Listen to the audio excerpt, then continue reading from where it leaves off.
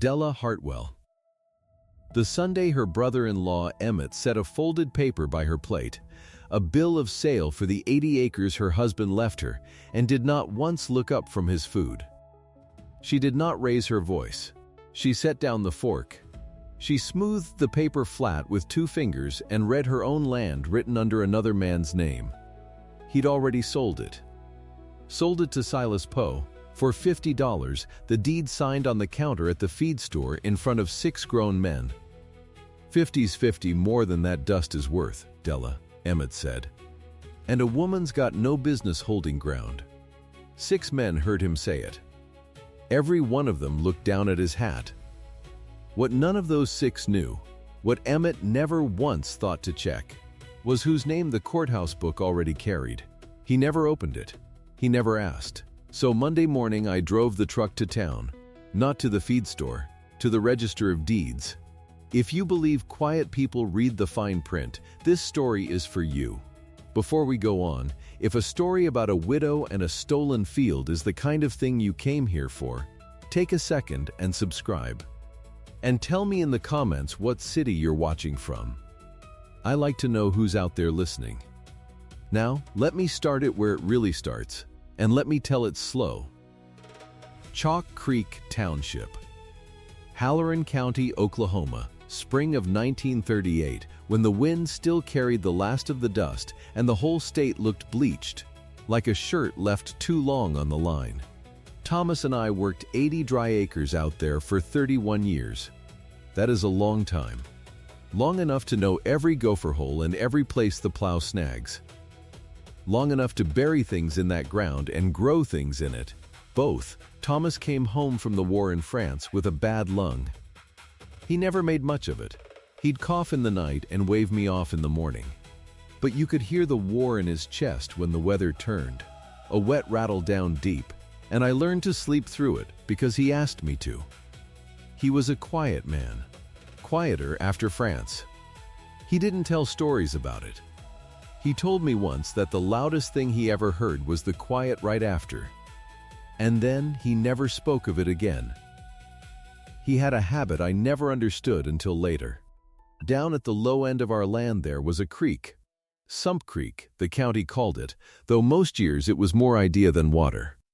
Thomas would walk down there of an evening and come back with a blue mason jar full of coarse grit off the creek bed. Little gray stones, sharp-edged, no bigger than a pea. He'd set that jar on the kitchen windowsill where the light came through, and he'd give it a shake now and again like a man checking his change. I asked him once what on earth he kept it for. He held it up to the window. The stones caught the sun and threw a little scatter of light on the wall. "The creek left us something, Della," he said. "Even in a dry year. Man just has to know what he's looking at. I thought it was a soldier's habit, a way to hold still. I let him have it. We all keep a jar of something. We were not rich. I want to be plain about that, because it matters to what comes after. We were the opposite of rich. We paid our taxes late most years and on time the years we could, and there was one year we very nearly did not pay them at all, and it was Thomas's war pension that carried us through the worst of the dust. 30 a month. It doesn't sound like much, and it wasn't, but it was the difference between staying and going, and a lot of our neighbors went. Loaded the truck and pointed it west, and we never heard from them again. We stayed. We paid.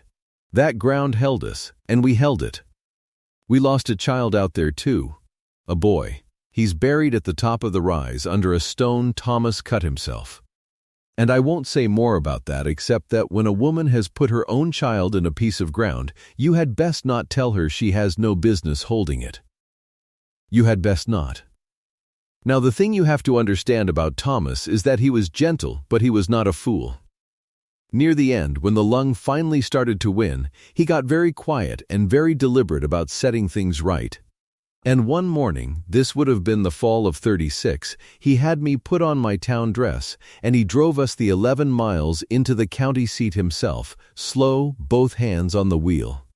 He didn't tell me where we were going, he just drove.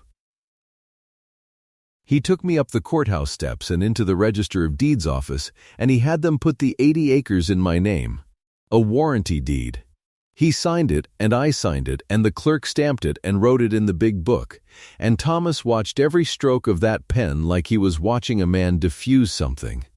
When it was done, he folded his copy into his coat and we walked back out into the sun. I said, "Thomas, that was a lot of trouble. The land was ours already." He stopped on the steps. He looked out at the square, at the truck, at nothing. "It was ours," he said. "Now it's yours. On paper. In the book. So no one ever moves you off it." He patted the coat where the deed was. "A man's word can be argued with, Della, a record can't. I want your name in the book where a fella has to work to lie about it." I didn't fully understand him. I understood he loved me. I put my hand through his arm and we went home, and I honestly did not think about that piece of paper again for a long while. That's the truth, and it's the part I'm least proud of. He handed me the thing that would save me, and I set it down like a jar of grit on a windowsill and forgot the light was in it. Thomas died that winter. In his own bed, in the small hours, with the rattle finally going still. I held his hand, and I didn't cry until morning, because I didn't want the last thing he heard to be me falling apart. The neighbors came. The Reverend Nally said the words. We put him up on the rise near the boy, and I came back down to a house that was suddenly too big and too quiet, and I did what widows do. I kept moving because stopping was worse. And that is exactly when grief makes you careless.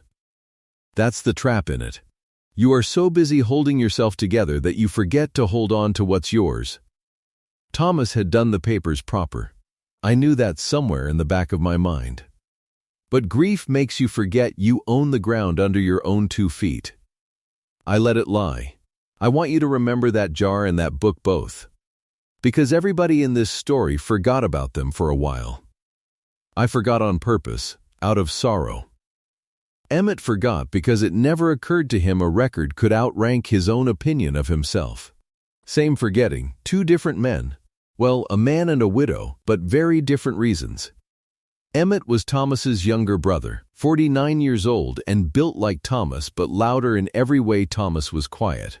He'd farmed a little, failed a little, sold insurance a little, and mostly he stood around the feed store with his thumbs in his belt telling other men how their business ought to be run. He had that quality some men have, where they mistake volume for authority. If Emmett said a thing loud enough and often enough, he believed it became true, and the sad fact is, a lot of the county half believed it with him, because it's easier to nod than to argue.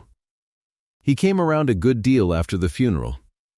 At first I took it for kindness, and I was grateful for it. A woman alone out there, and here was Thomas's own brother coming to check on the fences and the well. He'd sit at the table and eat what I put down and talk about the old days, about him and Thomas as boys. I'd listen. It was a comfort to hear Thomas's name in a voice that shared his blood. But I started to notice things. Small things. The way you do. Emmett stopped knocking. He'd just come in. Then he stopped sitting where a guest sits and started sitting where Thomas sat, at the head of the table, in Thomas's chair. The one with the worn arms where Thomas had rested his elbows for 30 years. The first time he did it, my stomach went cold, and I didn't know why. I told myself I was being a foolish, grieving woman.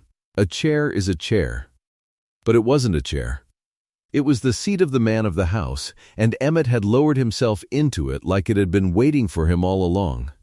Then came the morning of the jar. I'll never forget it, because it was the first thing that made the cold feeling into a real thing I could point at.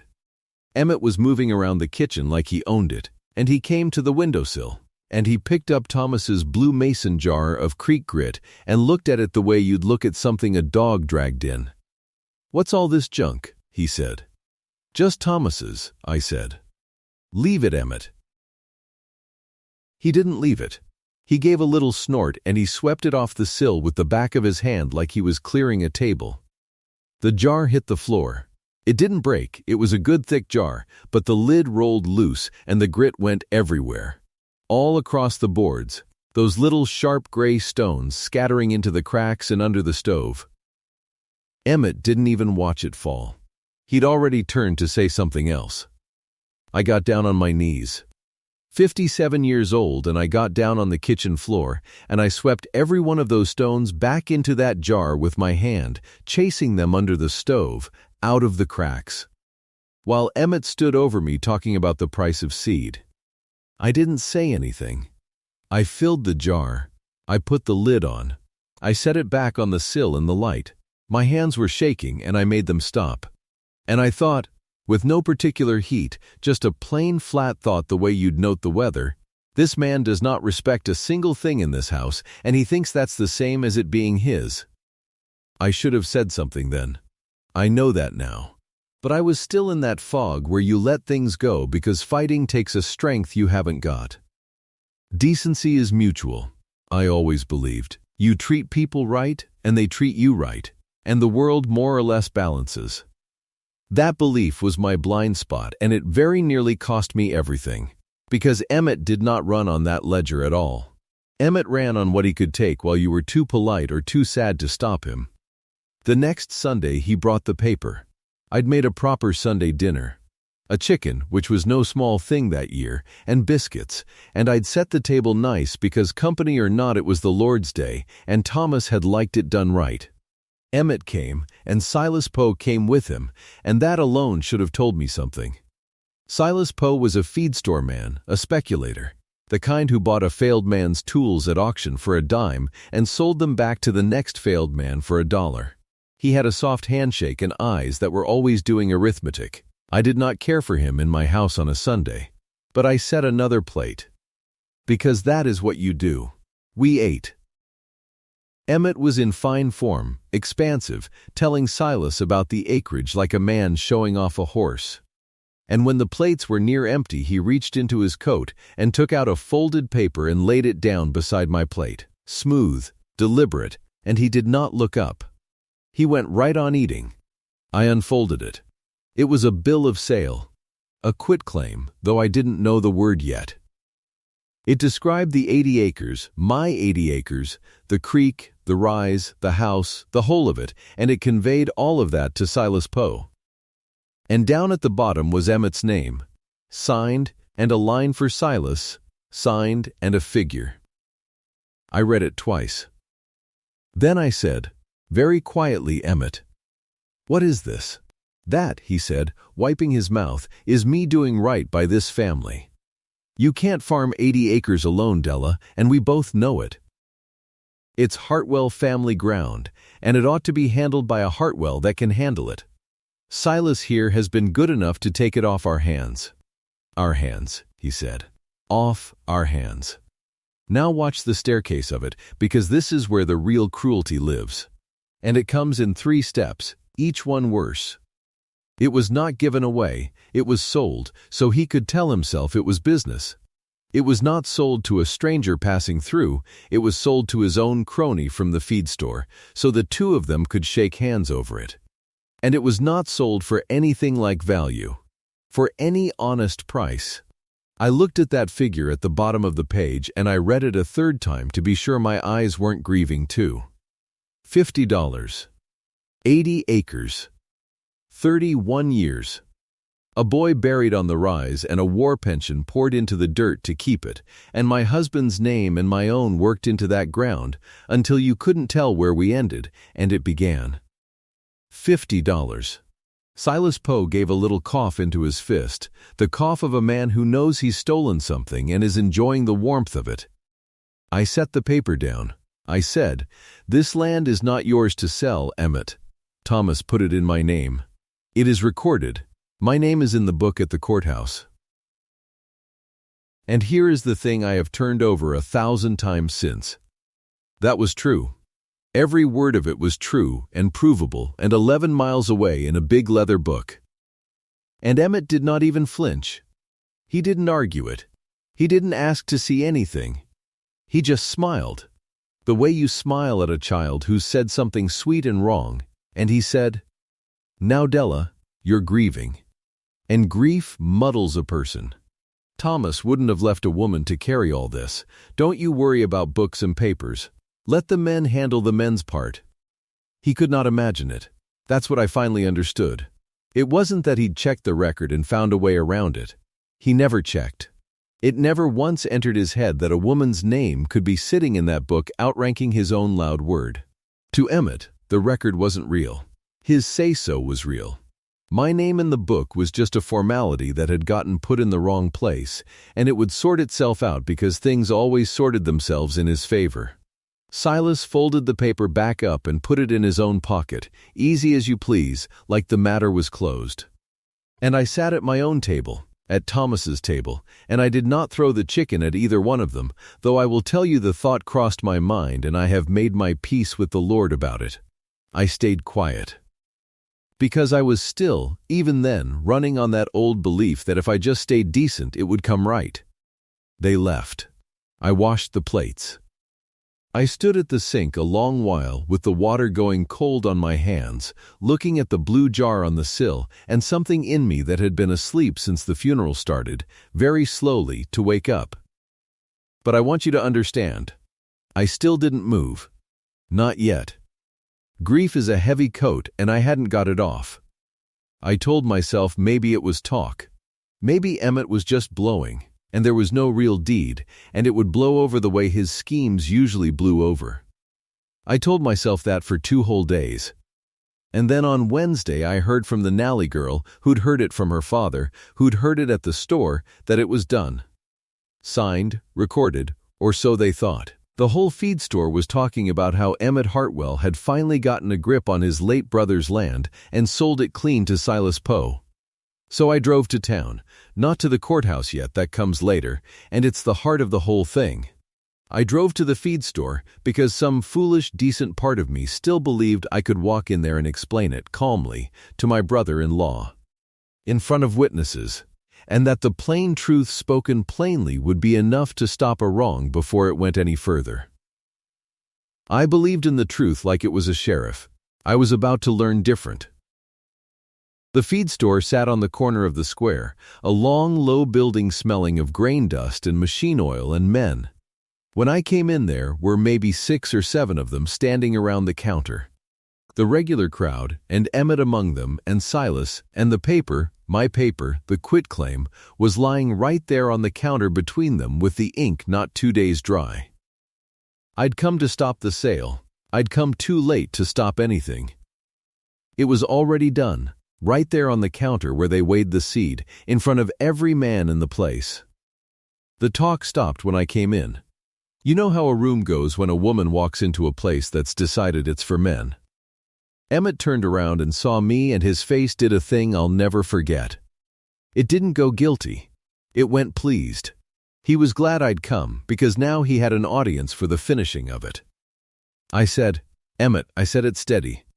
I said, "That land is recorded in my name. Thomas deeded it to me in 36. You cannot sell what you do not own, and you do not own it. It's in the book." And that is when he said the thing that turned a private wrong into a public debt, the thing those 6 men would have to carry in their memory whether they wanted to or not. He looked around at them first, to make sure they were watching. Then he looked back at me, and he smiled, and he said it slow and loud so it would land. "50's 50 more than that dust is worth, Della. And a woman's got no business holding ground." The room laughed. Not all of them, but enough. Silas laughed loudest, a wet little bark, and he picked up the paper and tapped it square on the counter and said something about how the deed was good and recorded, and I could ask the county myself if I liked. And Emmett, warming to it, put on a sorrowful face for the crowd and said, "You'll have to forgive her, boys. She's addled with grief. Doesn't rightly know what's hers and what isn't anymore. It's a hard thing to watch.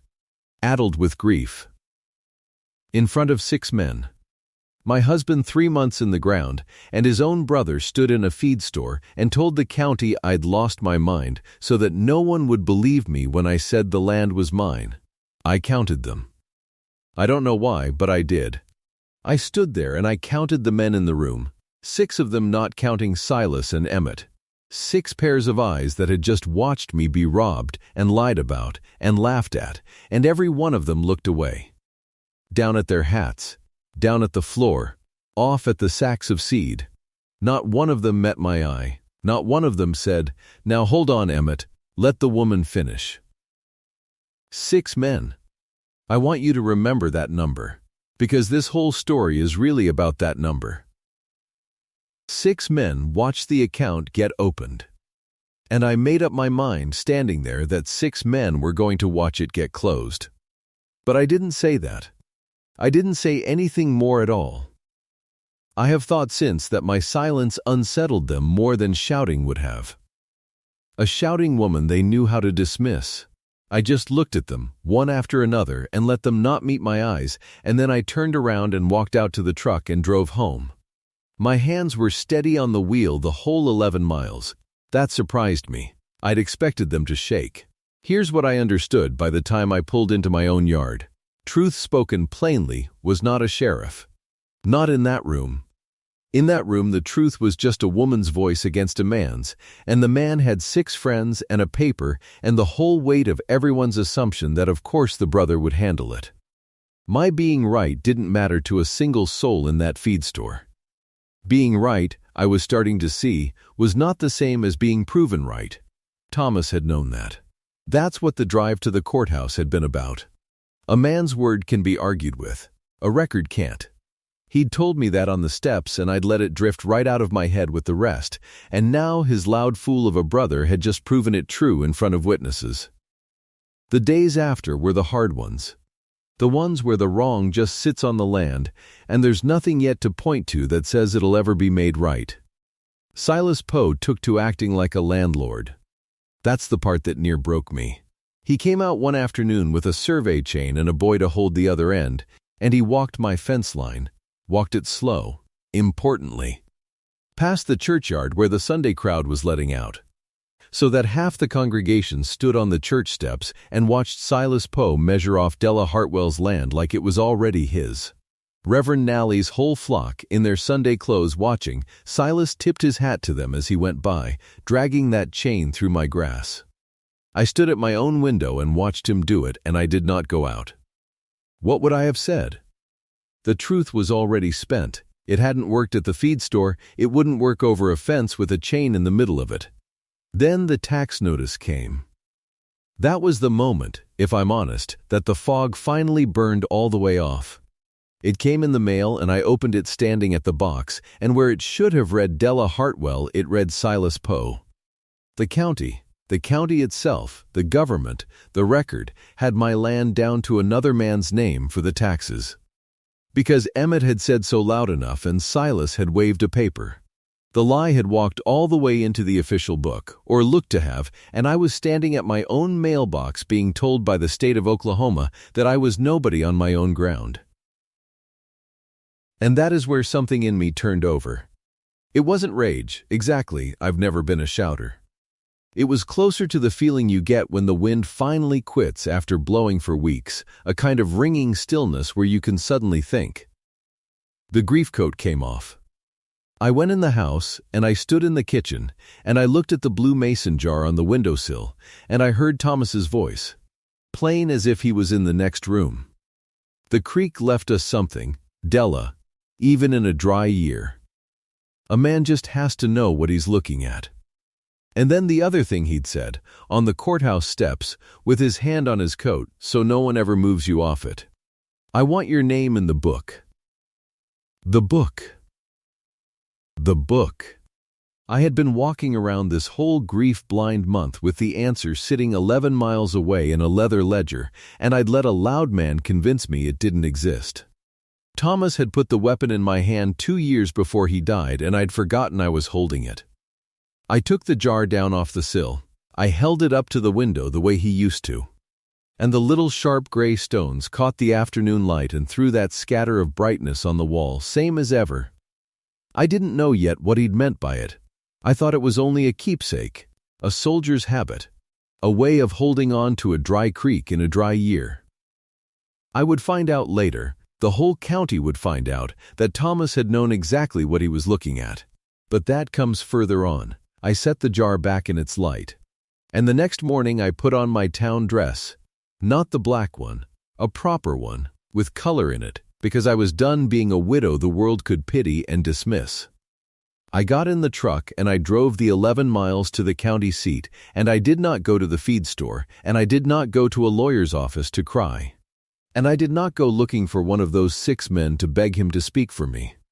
I went to the Register of Deeds. I climbed the same courthouse steps Thomas had walked me up in the fall of '36. I went into that office with its high counter and its wall of leather books, and I asked the clerk to show me the record for the Hartwell 80 in Sump Creek Township. He was a young fellow, spectacles, ink on his cuff. He didn't know me from Eve. He pulled the big book and ran his finger down the page and turned it around so I could see. And there it was, in good black ink in the county's own hand. Della Hartwell.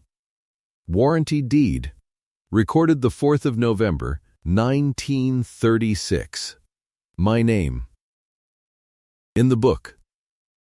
Where a fella has to work to lie about it. I asked the clerk, careful, keeping my voice level, whether a man could sell that land out from under that record. I told him what had happened, the paper Emmett signed, Silas's name on it, the $50. And that young clerk with the ink on his cuff did me the greatest kindness anyone had done me since Thomas died. He explained to me, slow and plain like it was nothing at all, what a quitclaim deed actually was. A quitclaim, he said, only conveys whatever the seller actually owns. It's not a promise that he owns anything. It just hands over his interest, whatever that interest happens to be. And if his interest is nothing, if the land was never his in the first place, then a quitclaim conveys exactly that. Nothing. A man can only sell what he owns, ma'am, the clerk said, closing the book. Your brother-in-law didn't own this. So he sold Mr. Poe a piece of paper, and that's all Mr. Poe bought. $50 for the right to your husband's signature getting in his way. He almost smiled. I wouldn't lose sleep over that deed if I were you. It isn't worth the ink. I stood at that counter and I felt the whole world quietly turn back the right way up. Emmett had owned nothing. He'd sold nothing. Silas had bought nothing and paid $50 for the privilege and gone and put his own name on the tax rolls for a farm that was mine, all the way mine, provable in the county's own book.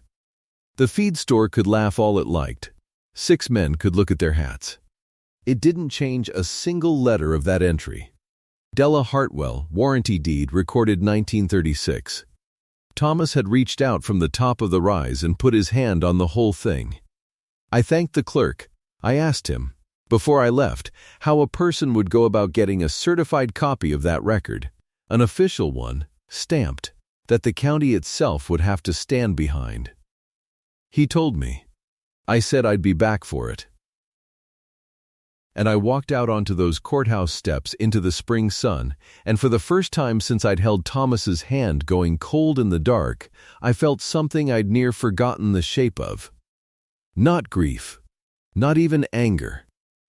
Patience. The good kind. The kind that knows exactly what it's holding and is in no hurry at all to show it. Because here's what I understood, standing on those steps looking out at the square where somewhere across it, Emmett was surely telling somebody how he'd set the family straight. I could go back to that feed store today and wave a paper and shout the truth, and I'd be a shouting woman again, and they'd find some way to look away from it. Or I could be quiet. I could let Emmett keep bragging. Let Silas keep dragging his chain along my fence and paying my taxes under his own fool name. Let the whole county go on believing the loud man had won. And in the meantime, I could do the thing quiet people do. I could read the fine print. And I could wait for the right room. I didn't know yet what that room would be. I couldn't have guessed it. I had no idea that 11 miles away and a season off, a county road engineer named Cabot was already looking at a map of Sump Creek Township, running his finger along a dry creek called Sump, wondering where in that poor country he was going to find the gravel to build a farm to Market Road. I didn't know my worthless dust was about to become the most wanted dirt in Halloran County. I didn't know that the very thing that made my land not worth $50 in Emmett's mouth was sitting down at that creek bed in a blue mason jar on my windowsill, catching the light, waiting for somebody to know what he was looking at. All I knew, driving home that day with a plan taking shape as quiet and cold and clear as creek water, was this. My name was in the book, and a man who'd never once thought to open it had just told 6 witnesses out loud exactly how little he thought a woman's ground was worth. He'd set the price himself. $50. I was going to make him watch me collect it. I want to tell you what quiet looks like from the inside, because from the outside it looks like nothing at all. From the outside, I was a widow-keeping house. I swept the same floor. I fed the same chickens. I hung Emmett's shirts on the line same as I'd hung Thomas's, and I never let my hands shake while I did it. Emmett had taken the head of the table and I let him have it. Let him carve the Sunday roast with Thomas's own knife. Let him tell the Reverend, right there over the potatoes, how he'd finally got the family land squared away and off a grieving woman's shoulders. I passed the gravy when he asked for it, because a lawyer in the county seat had told me the one thing worth knowing. He said, Mrs. Hartwell, a loud man protects a thing he's afraid to lose. Give him no reason to be afraid, and he won't protect it. He'll just keep talking, and a talking man doesn't check the courthouse. So I gave Emmett no reason. The lawyer's name was Doyle. I'd gone to him after the clerk, after I understood what a quitclaim was and wasn't. Little office up over the hardware store. One window, a spittoon he never used, a smell of old paper that I have come to love in my life. I laid it all out for him plain, the warranty deed. My name, November the 4th, 1936. The $50 Emmett took from Silas Poe for a piece of paper that gave Silas exactly the amount of ground Emmett owned, which was none. Doyle listened the whole way through without one word. Then he took off his glasses and rubbed the 2 red marks they'd left on his nose, and he said, You've got the only thing that matters. And they don't know you've got it. So we're going to do something that'll go against every bone in your body. We're going to do nothing. Out loud. And everything. Quiet. He recorded a certified copy. He sent a plain letter to the county, no fireworks in it, just a homeowner putting her name on file where the record already stood. And then he told me to go home and keep house and let Emmett brag until bragging put a rope around his own neck. I did. Lord, it was hard. Now here is where I have to tell you about the first time the trap near sprung early, because it did, and I nearly ruined the whole thing with my own face. It was a Tuesday. The Nally girl had been carrying tales again. That child could not hold a secret in a bucket, and somewhere between the church and the feed store it had gotten to Emmett that Della Hartwell had been seen at the courthouse, down at the Register of Deeds, of all the fool places, asking after papers. He came in from the barn with it hot in his mouth, didn't take his boots off, stood there dripping barn mud on my clean floor and said, You been to the courthouse? I was at the stove.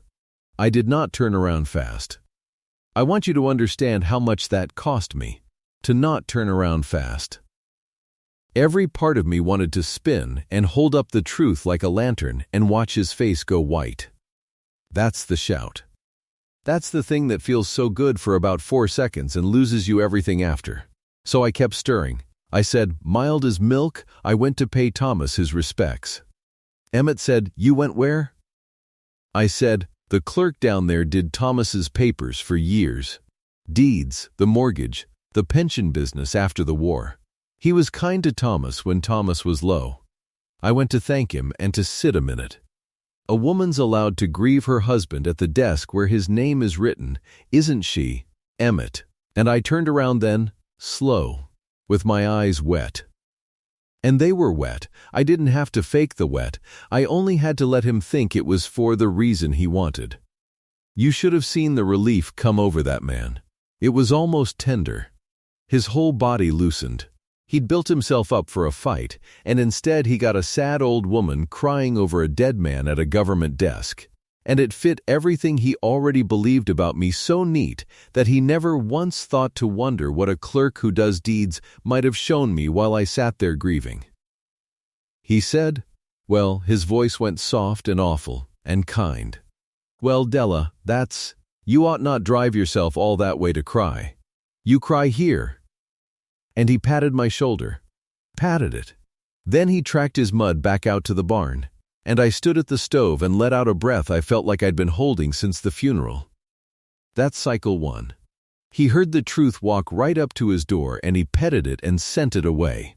Because I'd made myself small enough that the truth couldn't fit in the shape he had for me. Cycle 2 came from a direction not one soul in Chalk Creek was watching. It came up the section road one morning in April in a county truck. I was on the porch shelling the last of the winter beans, and I heard it before I saw it, that particular grind a heavy vehicle makes on our washboard road. And up over the rise came a green truck with the county seal on the door, and 2 men in it, and a load of iron stakes and a thing on a tripod in the bed. They pulled up short of my gate, polite, and the driver got down and took off his hat. Said his name was Cabot, county road engineer. Said the state and the WIPA were finally going to grade a farm to Market Road through Chalk Creek Township. And would I mind if his crew ran a survey down along the creek bottom, the dry one, the one folks called Sump? I said, "That's Hartwell ground down there, Mr. Cabot." And he said, and I have kept this sentence in a jar of my own all these years. He said, "Yes, ma'am, I know it is. That's why I'm asking. You have to understand what those acres were to everybody who'd ever looked at them. Worthless, dry dust that couldn't grow a decent stand of anything, and a creek that hadn't run wet in memory. It was the whole reason Emmett could stand at a feed store and say 50 was more than that dust was worth, and have 6 grown men nod along. Nobody wanted the bottom land. It was a joke. It was the joke. And here was a man from the county come to ask my leave to walk on it. I didn't know yet what he was after. I only knew that Thomas, sick and shrunk down to that bad lung at the end, used to sit at that windowsill and shake his blue mason jar full of the coarse gray grit he'd carried up from that same creek. And he'd say, "The creek left us something, Della, even in a dry year." I'd thought it was just a low man's comfort. A thing you tell yourself so the ground you're breaking your back on doesn't feel like a swindle. I never once asked him what he meant. So I told Cabot yes. Walk where you like. And I went inside and I took that jar down off the sill where I'd set it back after sweeping up Emmett's mess, and I held it up to the window, and I looked at that gray creek grit like it might tell me a thing my husband had known and never said out loud. For 2 whole days, Cabot's crew worked the bottom. They drove their iron stakes. They ran a chain, a survey chain, same as Silas Poe had dragged along my fence to lord it over the churchgoers, only this one meant something. They sank an auger down into the creek bed and pulled up cores of it, long fingers of packed gravel, and they laid them in a wooden tray with little card labels, and Cabot squatted over that tray like a man reading scripture. On the evening of the 2nd day, he came up to the porch with one of those cores in his hand, and a look on his face I'd not seen a man aim at my land in 31 years. It was want. He said, "Mrs. Hartwell, I'm going to be straight with you, because you've been straight with me." He held up the gravel. He said, "This is the cleanest road base aggregate I have found anywhere in this county. Not close. This," he crumbled a little of it between his fingers.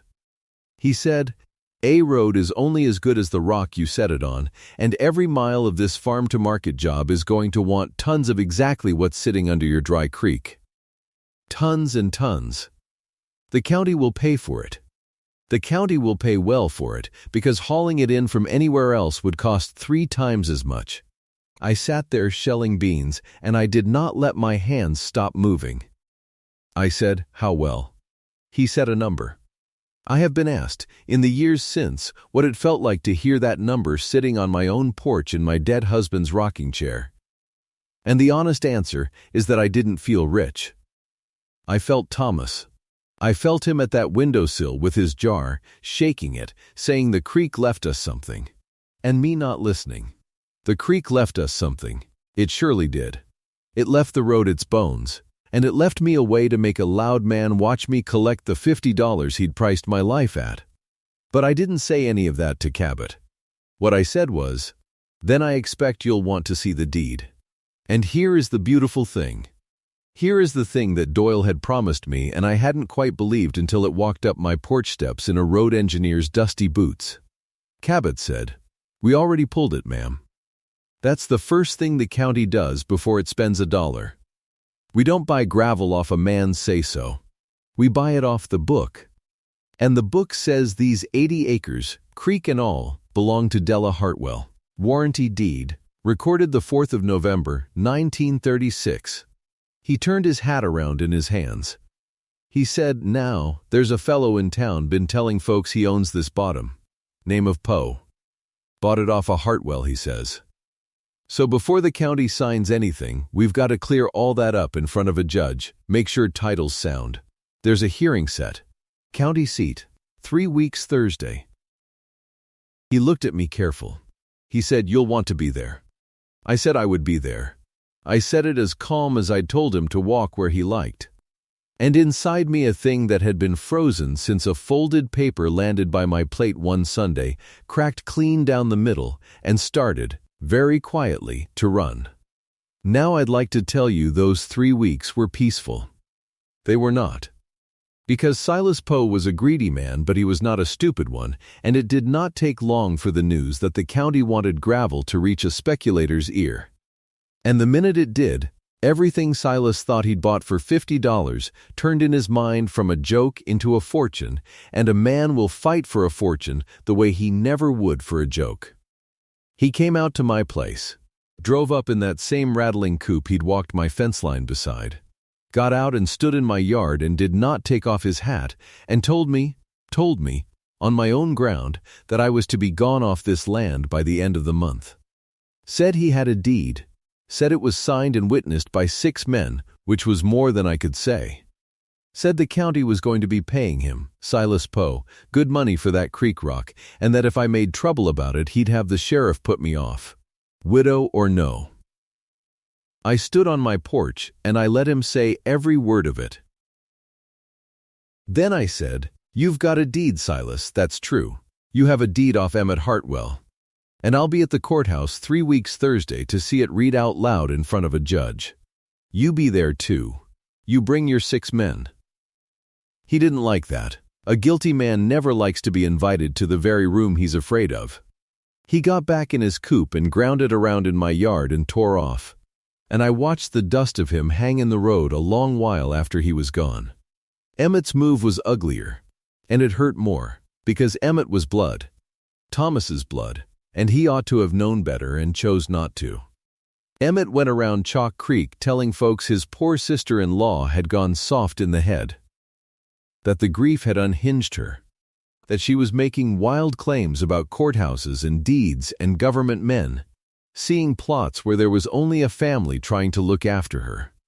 And then he did the thing that told me exactly how frightened he'd finally become. He went to a lawyer of his own, not to defend the sale. He still didn't understand he had a sale to defend, but to try and have me declared incompetent, not fit to hold property, not fit to sign. His idea was that if he could get a paper saying old Della's mind was gone, then the whole tangle of who owned what would go soft and muddy right before the county's hearing, and in the mud a loud man might come out ahead. The Reverend Nally told me about it, God bless him, sitting at my kitchen table turning his coffee cup and not able to look me in the eye for shame of his own congregation. He said, "Della, they're saying you're not right." And the hearing set, and the only men who were in that feed store to hear how it started are the same 6 that watched you get called addled and looked at their hats. Those are the mouths the county'll ask. He said, "I don't know that the truth's got enough friends in this county to win a room." And I'll tell you, that was my dark night. That was the all is lost, if you want to call it that. I sat at that table after the Reverend left, and I looked at the blue jar on the sill, and I thought, what if a name in a book isn't enough? What if a book can't beat 6 men who'd rather look at their hats than say what they heard? What if quiet loses? Then I remembered what Doyle had told me the very first day. The book doesn't need friends. The book doesn't get addled. The book was written down the 4th of November, 1936, and it has said the same thing every single day since, whether anybody read it or not. 6 men can look at their hats.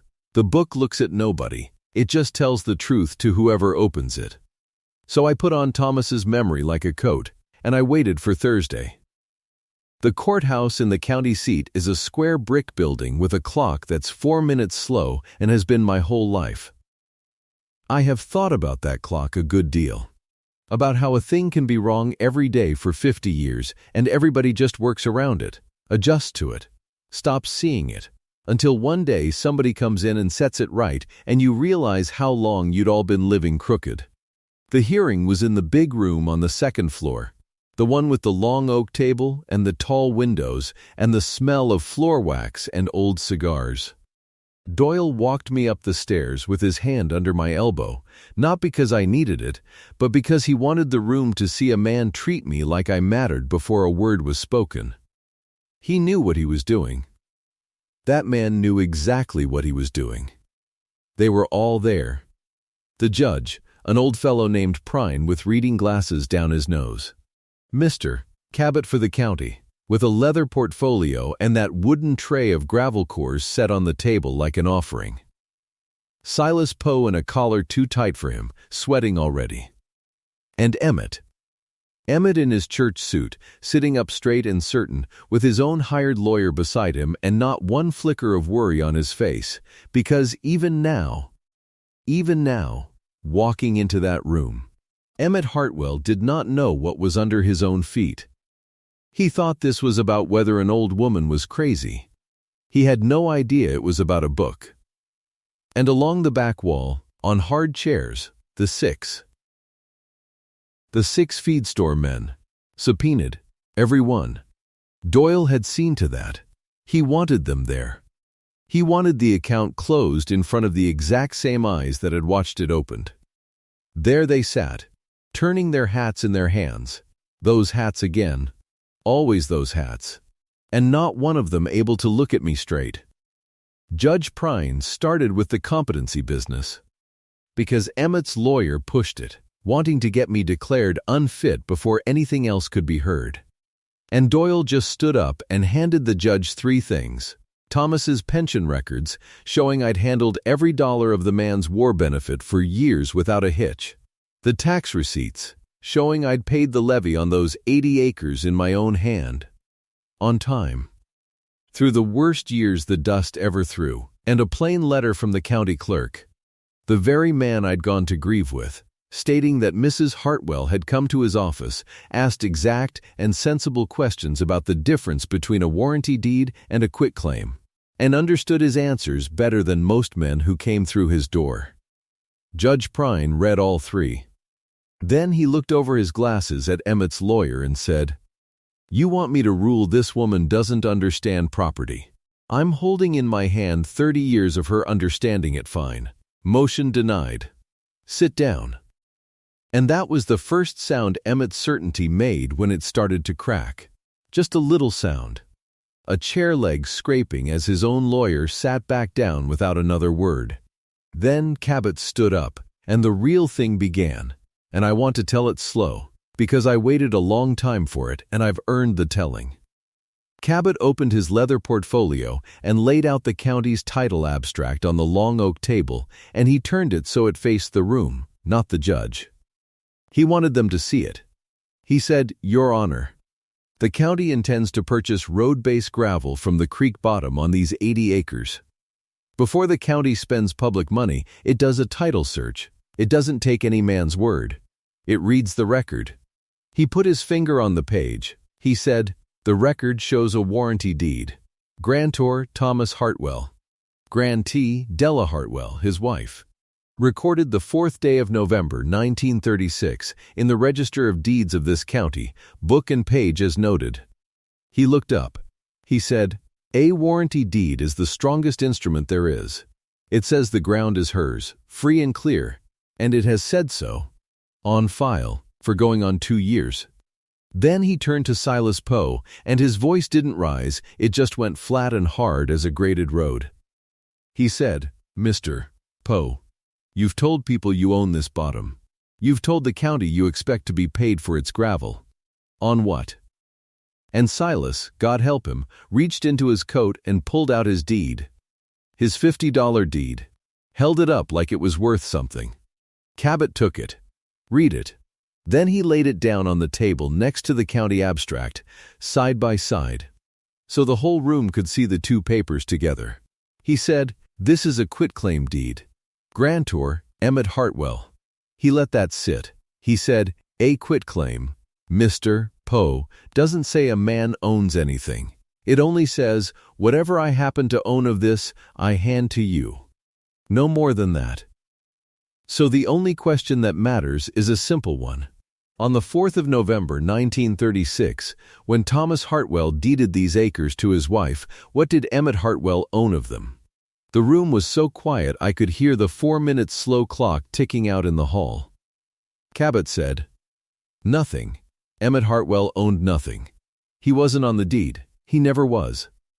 So when he signed his quitclaim over to you for $50, Mr. Poe, he handed you exactly what he owned." He looked at Silas. "Nothing. You paid $50 for a piece of paper that conveys nothing because a man can't sell what was never his." I watched Silas Poe's face while that landed. I watched a fortune he'd already spent in his head turn back into a $50 hole right in front of him. He half rose out of his chair. He said, "But 6 men. It was signed. It was witnessed. 6 men saw." And Cabot said the truest thing spoken in that room all day. He said, "6 men can witness a man's signature. Mr. Poe, 6 men can't witness a thing into being his that isn't." He gestured at the abstract. And then, and this is the part I will love till I die, he gestured at the back wall, at the 6 themselves, sitting there. He said, "These gentlemen watched you sign. Let them read what they witnessed you by." And he carried that county abstract, that book made flat on a page, down the length of the room and held it up in front of the 6 feed store men, one after another, so each of them had to look, had to actually put his eyes on the words Della Hartwell, warranty deed, 1936, the very fact they'd laughed at. The fact they'd looked at their hats rather than hear from my own mouth. I watched them read it, one by one. I watched the man who'd laughed loudest go the color of ash. Not one of them turned a hat in his hands now. You can't fidget and read at the same time. The book made them still. Silas Poe sat back down holding his worthless deed, and he did not say another word the rest of that day. Because there was not another word for him to say. That was the first man to fall.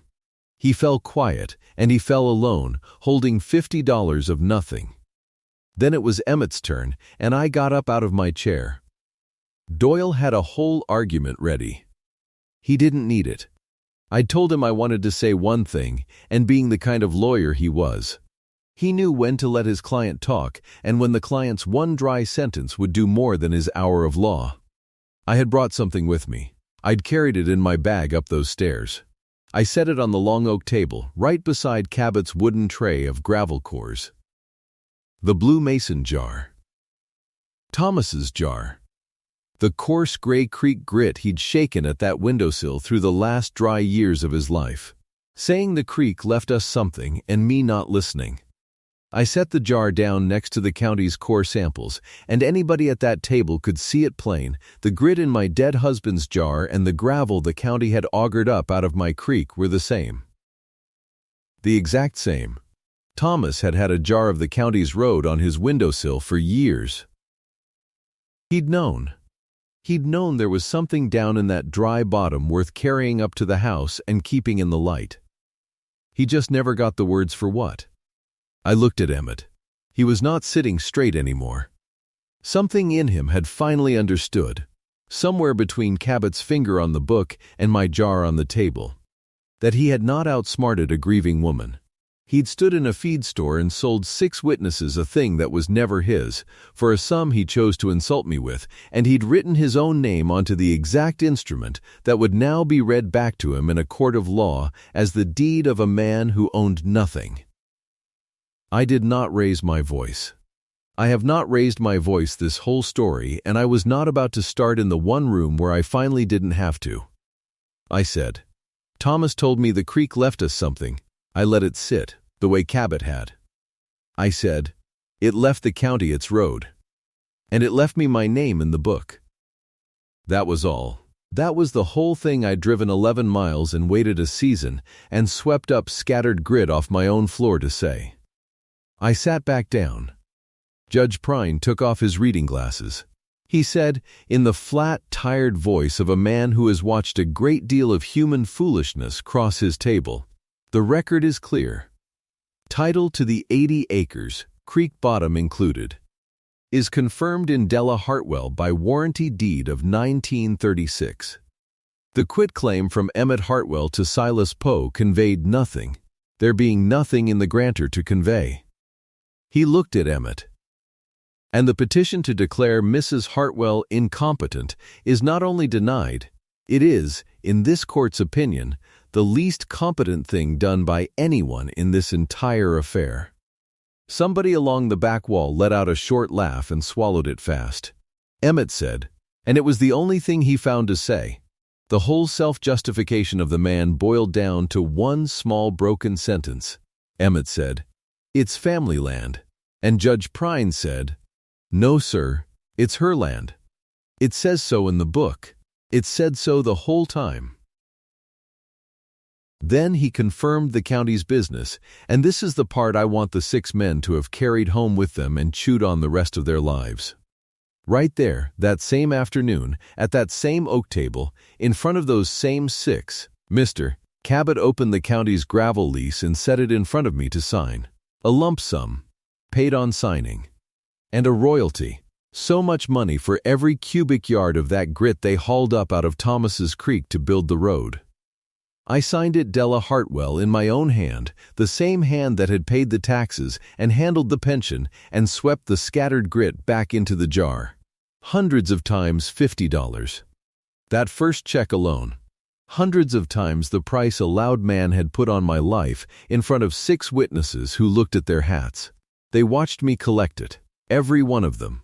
That was the debt, and it closed in the exact room, in front of the exact eyes where it had been run up. Doyle had promised me that, and Doyle delivered. Silas Poe walked out of that courthouse holding a deed to nothing and a $50 loss he'd never see again.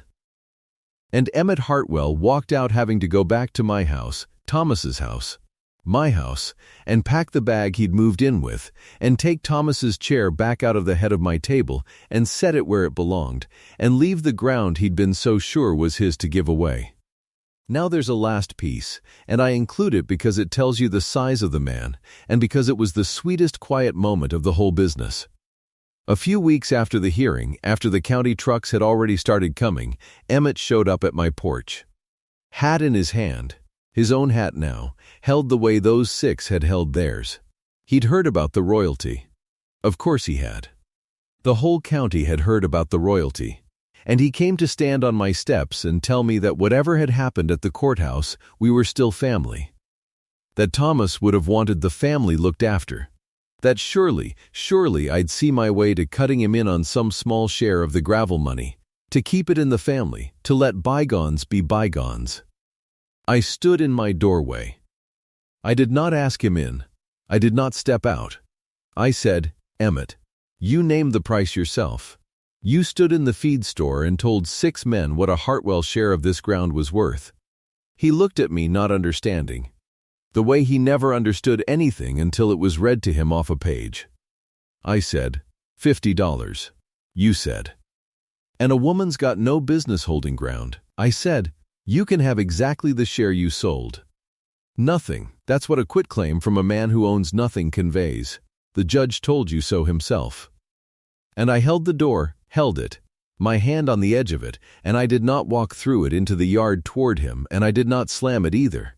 I just held it, steady, between us. Until he understood he was standing on the wrong side of it on ground that was never his, and he put his hat back on his head and went down my steps and drove away. That's the last I ever spoke to him. Let me tell you how it all sits now. 1 year on. Because I'm on that porch as I tell you this, and the light is going gold the way it does in the evening out here, and I'd like you to see it the way I see it. The farm-to-market road runs past my fence, graded and pale and straight, the way a road ought to, set on a bed of gravel augured up out of my own dry creek. There's a buppa sign down by the pit where the trucks load. I can hear them, even now, that low grind coming up the road at the end of a working day.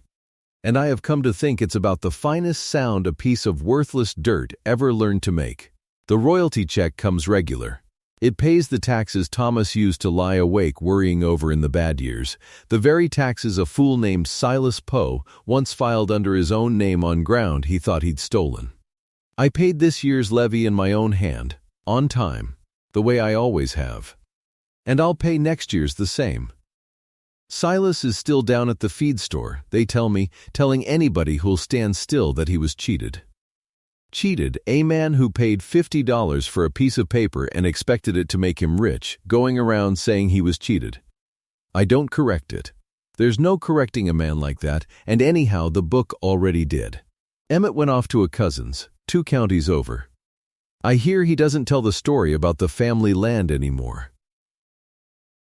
And the blue mason jar is back on the windowsill where Thomas kept it, full of that coarse gray grit, catching the last of the light right now as I sit here. I understand it now, is the thing. I understand what he was telling me every time he shook it. The creek left us something, Della, even in a dry year. He was right. He was righter than he ever knew. I've thought a good deal, this year, about the difference between a loud man's word and a quiet thing written down. A loud man can fill a feed store. He can make 6 grown men look at their hats. He can move into your husband's chair and tell the whole county he's set the family straight.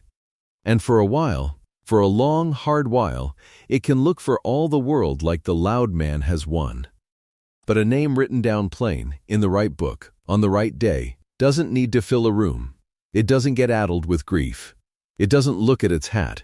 It just waits.